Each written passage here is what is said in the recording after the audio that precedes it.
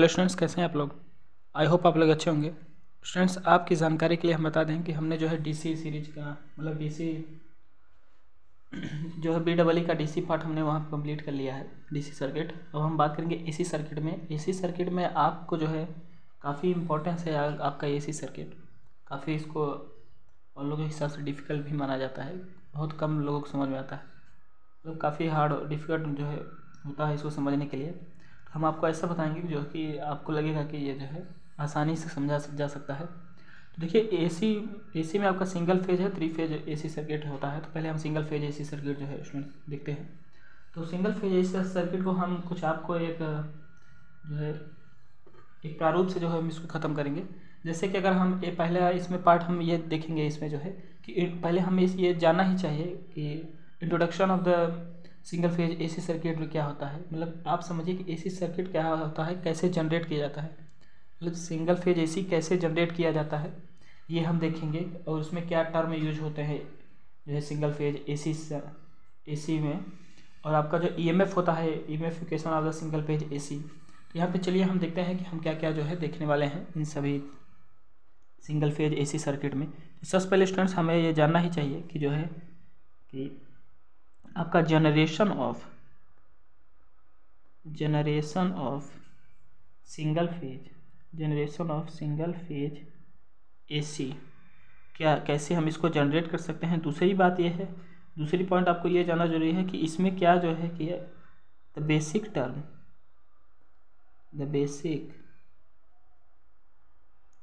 Term used in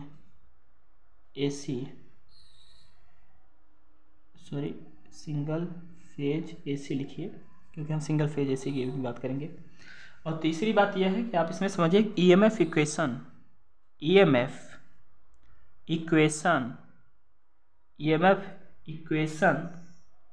for the single phase AC. तो हम इसमें आपको ये डिराइव करके भी जो है इसमें बताएंगे। ये कुछ 3 पार्ट्स को जो है स्टूडेंट्स यहाँ पे आप एक मॉड्यूल समझिए। दूसरी बात ये समझिए कि दूसरे में हम क्या देखेंगे कि आप अगर मान लीजिए ये जनरेट करनी है तो इसको रिप्रेजेंट कैसे करेंगे, इसको दिखाएंगे कैसे। एसी की जो वैल्यू है या फिर एसी की जो AC circuit single phase AC circuit का रिप्रेजेंटेशन के फॉर्म में अगर हम देखें तो representation of the single phase AC को अगर हम स्टूडेंट्स यहाँ पे लेते हैं, representation of the single phase AC लेते हैं, तो representation of the single phase AC में अगर आप देखें तो आप क्या देख सकते हैं। आप समझिए कि एक आप इस प्रकार से देख सकते हैं ग्राफिकल रिप्रेजेंटेशन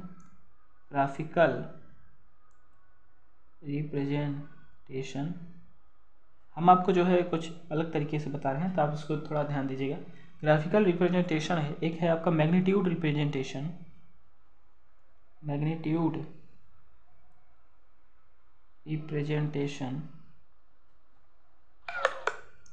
और आपका स्टूडेंट जो है आपका तीसरा क्या है, तीसरा आप समझ के मैथमेटिकल रिप्रेजेंटेशन।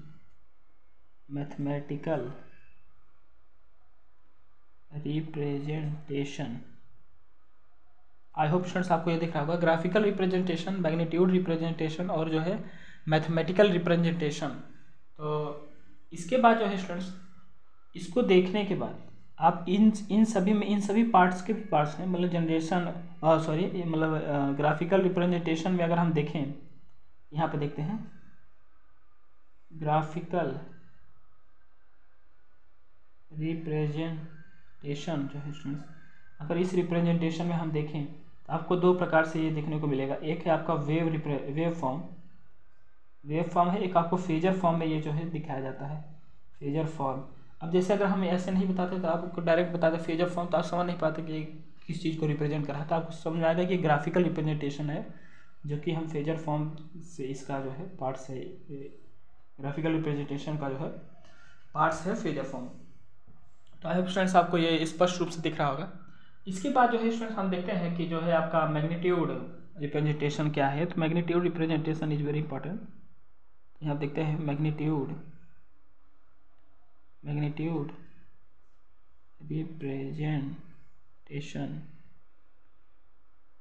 रिप्रेजेंटेशन में अगर हम देखें तो इसमें आप समझ सकते हैं कि एक होता है आपका पीक वैल्यू,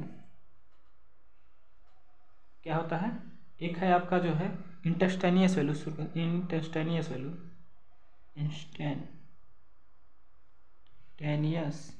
वैल्यू, दूसरा आपका पीक वैल्यू, उसके बाद क्या आपका एवरेज वैल्यू, और आपका तीसरा का RMS वैल्यू। इन सभी के बारे में हम जो है काफ़ी डीपली बातें करेंगे। अभी हम आपको जो है एक प्रकार का माइंड मैप जो है तैयार करा रहे हैं कि इस प्रकार से जो है आप देख सकते हैं। तो इसके बाद स्टूडेंट जो है आप ऐसे समझिए कि analysis of the AC circuit भी हम देखेंगे कि जैसे आपका सुने हैं कि रजिस्टिव सर्किट है, इंडक्टिव सर्किट है, कैपेसिटिव सर्किट है, तो इन सारी सर्किटों के बारे में हम जो है डीपली बातें करेंगे। तो यहाँ पर हम देखते हैं कंपोनेंट ऑफ ये AC जो है अपने आप में एक काफ़ी ब्रॉड है, तो इसको जो है आप काफ़ी अच्छी तरीके से देखेंगे तभी ठीक रहेगा। देखिए component of the AC circuit को अगर हम देखें तो अभी हम एनालिसिस ऑफ AC सर्किट की बात कर रहे थे, एनालिसिस ऑफ AC सर्किट हम देख रहे थे, एनालिसिस ऑफ AC सर्किट। तो इस एनालिसिस ऑफ AC सर्किट में हमने जो है रेजिस्टिव सर्किट जो है, इंडक्टिव सर्किट और कैपेसिटिव सर्किट जो है, RLC सर्किट हम देखेंगे। इसमें जो RLC सर्किट के बारे में जो है स्टूडेंट्स हम देखेंगे। तो ये आपका क्या था, analysis of the AC circuit, जो कि इसका हम अलग अलग इसमें जो है तीन वीडियो बनेंगे आपके। और उसके बाद जो है हम बात करेंगे कि component of the AC circuit. अभी जो हमने क्रॉस किया था क्या है, component of the AC circuit, या सिंगल फेज AC सर्किट आप लिख सकते हैं।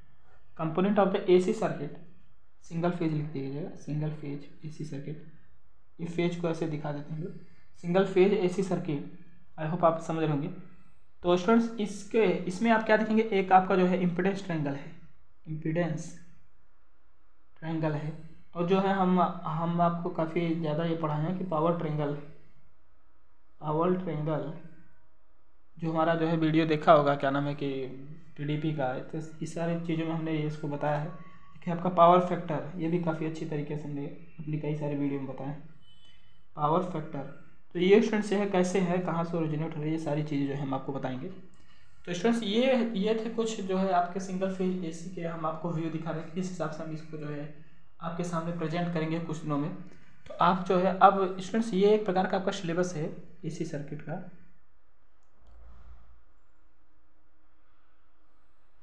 तो अब इतना समझिए कि अगर 1 बाय 1 आप इस वीडियो को देखेंगे आपको जो है AC सर्किट जो है एकदम ईजिली समझ में आएगा।